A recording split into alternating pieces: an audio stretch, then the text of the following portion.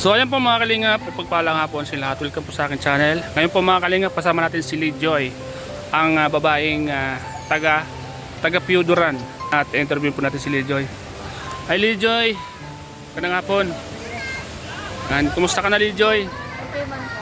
Kumusta naman yung pagsama mo sa amin? Okay naman po kuya, nakaka-enjoy po din. Kaya masaya po.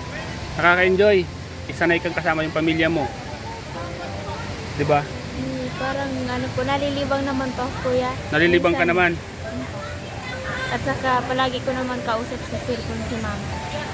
Ngayon, siyempre gusto mo makita yung mga Kalingap Angels. Wala ka pang nakikita ng Kalingap Angels. Meron na po Sino? si Ate Jezabel. Nakita mo si Jezebel. Sino pa yung At gusto mo makita? Si Jimil po, nakita ako kanina sa simbahan. Si Jemel, nakita mo? O, nagpicture kayo? Di mo. Ha? Bakit di kayo nagpicture ni Jemel? Sayang. No. Kumusta naman nung makita mo sila? Yung mga iniidolo mo, kumusta naman?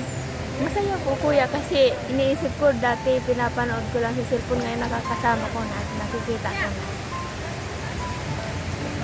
Nakakasama mo na sila.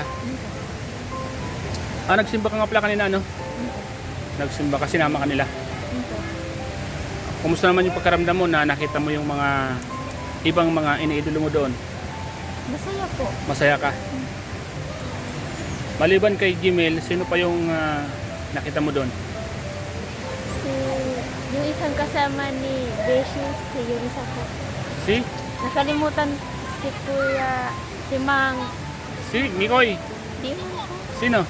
Si, parang yung kaaway ni Beshi. Si Mang Jun. Po. Hindi na si Mang Jun. Nandun po siya kanina, tapos si Kalingap JJ. Oo, ano? Tapos si yung anak po ni Kuya Bal na babae. Si Kakay. Nandun din. Kilala mo na sila, ano? Lahat.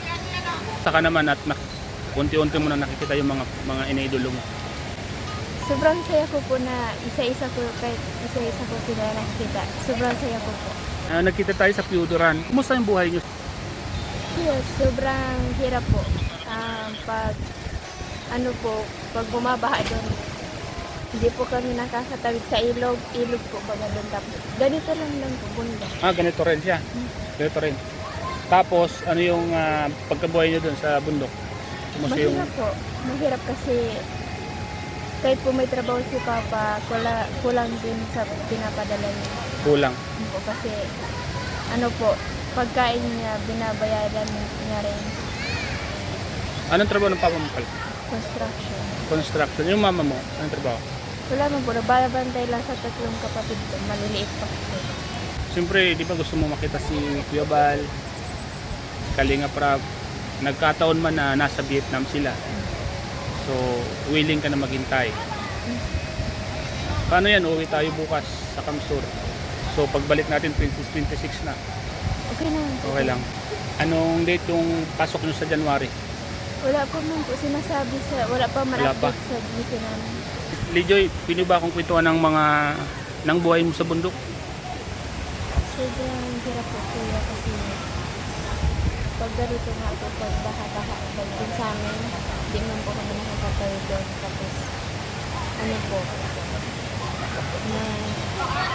di ba po mahirap sa bundok kasi po yung pag nagpapasigal po, tatawid po ng hilo.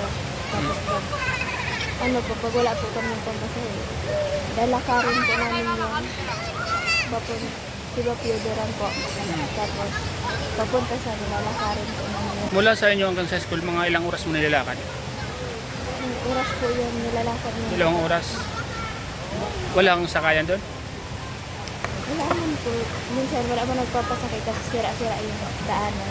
Putik. Putik talaga. Malambot yung dinadaanan, mahirap yun. Walang pumapasok ng mga sasakyan. So, nilalakad mo lang talaga siya. Nilalakad mo talaga siya. Marami ano? Ano nga po, di ba po? Bago niyo pa ako doon kunin, munti ka na daw po malunod yung kapatid ko. Malunod? Bakit? Ano kasi, umulan doon sa amin, kahit po di umulan sa doon po sa San Antonio, pag umulan po doon, dadaan sa amin yung tubig. Tapos nagbigla yung tubig. Munti ka na daw po maano yung kapatid ko. Di mo po ni maano kasi may kapatid pa ako maliit. So, paano nakasalba yun? Paano nakuha, na-rescue? Mabuti na lang po, may kasama silang si Tito po. Yung nagsundo sa kanila. Ayun yung naka-rescue. Tapos may motor daw po sa likod. Kaya na ano po. Natulungan. Ilang taon ka na pala? 14. 14 pa lang. Anong grade ka na? Grade So, mahaba pa. Mahaba pa yung tatahakin mo, ano? Ano yung pangarap mo sa buhay pala? Gusto mo maging ano? Maging teacher. Teacher. So, medyo mahaba pa, no? Mahaba pa yung tatahakin mong landas, ano? So, tiyaga lang. Malay mo, di ba? Kasi kita ko naman sa'yo, mukhang masipag ka naman at matyaga ka talaga. Ikaw ang panganay, ano? Sa magkakapatid. Yung mga kapatid, maliliit pa sila. Maliit po. Maliit. Mga ilang taon yung mga kapatid mo? Yung suminunod po sa akin, grade 2. Grade? Grade 3. Tapos yung suminunod naman pong babae, grade 2. Tapos yung isa po, ano po, yung 3 taon. Hindi ko nga po alam kung makakatapos po ako ng pag-aaral kasi construction lang po, trabaho ni Papa, tapos si Mama wala po trabaho, kulang sa budget. Tapos 3 pa po kami magkakapatid. Ngayon po na namabulima po kami kasi po yung bahay namin sira-sira na yung poster. Tapos ano po si Papa nagpapadala, sakto lang po sa ramo-ramo. Tapos kinukulang pa nga po minsan. Kaya po nag-desisyon po magtrabaho muna ako ngayon. So,